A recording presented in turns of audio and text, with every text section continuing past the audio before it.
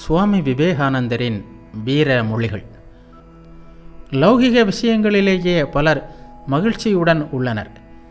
சிலருக்குத்தான் இந்த விளையாட்டு போதும் என்ற விழிப்புணர்வு உண்டாகிறது. இயற்கையிலிருந்து சுதந்திரம் பெறுவதற்காக நாம் எல்லோரும் தெரிந்தோ தெரியாமலோ போராடி கொண்டிருக்கிறோம். பிரபஞ்சத்தில் முதலில் ஒரு சமநிலை இருந்தது. அது கலைந்துவிட்டது.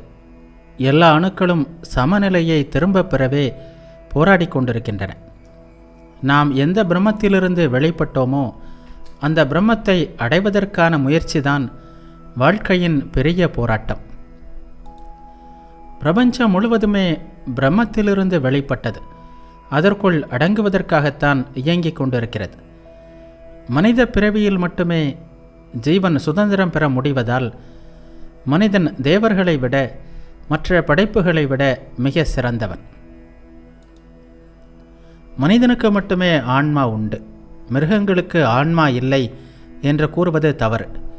அவற்றிற்கும் ஆன்மா உண்டு. சூரியன் கிழக்கிலிருந்து உதைத்து மேற்கில் மறைகிறது என்று தவறாக நினைக்கிறோம். சூரியன் உதைப்பதும் இல்லை, மறைவதும் இல்லை. பூமியின் சுழற்சியாலேயே அவ்வாறு தோன்றுகிறது. அதேபோல் நாம் பிறந்து இறப்பதாக நினைக்கிறோம். நாம் பிறப்பதும் இல்லை, இறப்பதும் இல்லை. ஆன்மா இயக்கமற்று இருக்கிறது. இயற்கைதான் இயங்குகிறது. இயற்கையின் இயக்கத்தை தனது இயக்கமாக மனிதன் தவறாக நினைக்கிறான். இதை ஆன்மா உணர்ந்ததும் சுதந்திரம் கிடைக்கிறது.